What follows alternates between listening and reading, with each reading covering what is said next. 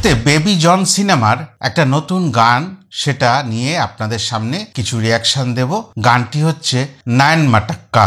নায়ন মাটাক্কা কথাটা শুনেই একটু গোবিন্দাজির কথা মনে পড়ে গেল। ওনার গানের কথাগুলোতে এই ধরনের শব্দ চয়ন হতো। থামনেলে নায়ন মাটাক্কা কথাটা দেখে আর বরুণ ধাবানকে দেখে একটু আশা জাগলো 90s সময়কালীন কোনো একটা ধরনের গান হয়তো আমরা শুনতে পাবো। তবে গানটা শোনার বা দেখার পরে বুঝলাম এটা একটা আইটেম সং। পুষ্পা 2 এর কয়েকদিন আগে যে কিসেক গানটি এলো সেরকমই একটু হতাশ হলাম। এই গানেরও লিরিক্স ঠিক বুঝতে পারছি না, এ কোন তুক্কাবন্দি চলছে। আর ডক্টর ইরশাদ কামিলের মতন লিরিসিস্ট, যিনি একজন কবিও বটে, তিনি কি করে এই ধরনের লিরিক্সটা লিখে দিলেন সেটা কিন্তু বোঝা যাচ্ছে না যে আসলে গানগুলো কোন দিকে যেতে চাইছে। সাউথের কালচারটা ঠিক আছে, বারবার করে বলছি, তাদের ওখানে এই ধরনের গান, ওই ধরনের ডান্স স্টেপ সব চলে।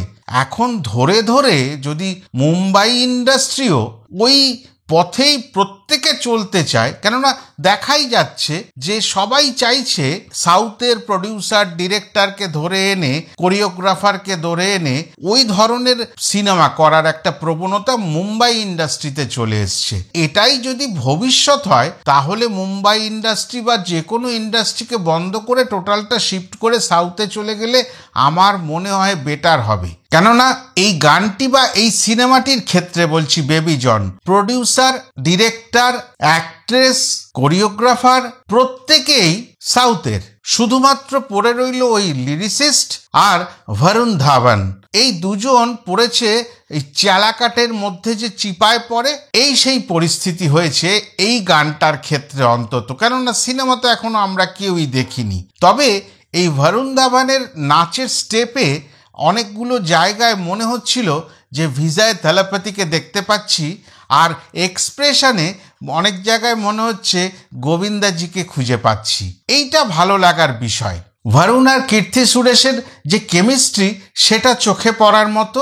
তবে ওই যে বলবো, কোরিওগ্রাফি অসাধারণ হয়েছে, মিউজিক ভালো, কিন্তু লিরিক্স আগা মাথা নেই, ওই কিসিকের মতন। থাপ্পড় মারুঙ্গি যেরকম একটা কথা রয়ে গেছে, ওটা সবার মুখে মুখে ঘুরে বেড়াবে, কে কাকে রাস্তাঘাটে থাপ্পড় মেরে ফেলবে এটা নিয়ে খুব সংশয়ে আছি। আর এখানে ওই নায়ন মাটাক্কা, এই কথাটুকুই ক্যাচি হয়ে রইল, কিন্তু বাকি কথা কেউ যে মনে করে মুখস্থ করে দুকলি গাইতে পারবেন, সাধারণ মানুষের যেটা প্রবণতা থাকে একটু আনন্দ অনুষ্ঠানে বা হয়তো একটু বন্ধুবান্ধবের সঙ্গে বসে একটু আড্ডা হচ্ছে, সেখানেও কেউ একটা গান গাইবেন, সেরকম গান কিন্তু এই গানগুলো নয়। তা বুঝতে পারছি না কেন এরকম হচ্ছে। বারবার একটাই প্রশ্ন আমার মনে জাগছে। আর যদি ডক্টর ইরশাদ কামিলের কথায় আসি, আমার যতটুকু মনে পড়ছে লায়লা মজনু, আশিকি 2, কবির সিং, ডাঙ্কি, এইসব নামি দামি সিনেমায় তিনি লিরিক্স করেছেন। আরো অনেক সিনেমা, আবারও বললাম। কিন্তু হচ্ছেটা কি যে সেই মানুষটাই কেন এরকম বিহেভ করবেন বা এই ধরনের লিরিক্স লিখবেন? তাহলে কি কোনো একটা জায়গায় এইরকম চাপ আসছে যে এই ধরনের আগামাথাহীন লিরিক্স তৈরি হোক, আর এটাই এখন ট্রেন্ডিংয়ে? কেননা দেখবেন থামনেলে এখন ট্রেন্ডিং বলে কথাটা চলে এসছে নায়ন মাটাক্কার সঙ্গে। এটা খুব মানুষ পছন্দ করছেন। হ্যাঁ, ভিউজ প্রচুর, সেইখানে কোনো দ্বিমত নেই। তাহলে মানুষ এটাই যদি পছন্দ করেন তাহলে তো সব ঠিকঠাক।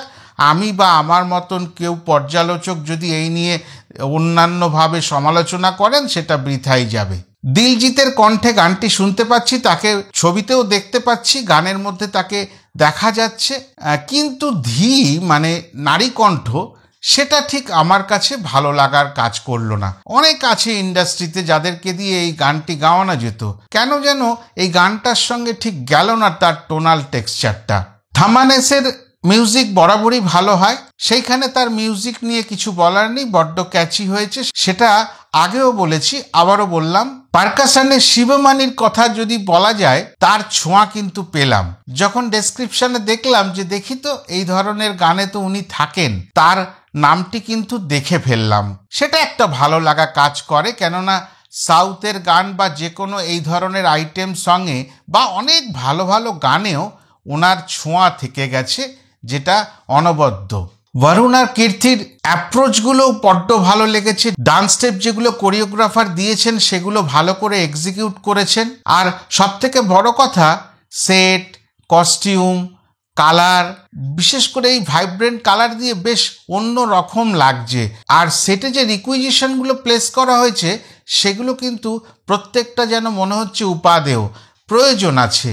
আর ওই যে একটা গাড়ি চকমকিয়া হিরে জহরত বসানো মনে হচ্ছে, ওই গাড়িটাকেও কিন্তু রেখে সেটে একটা অন্য মাত্রা এনে দেওয়া হয়েছে।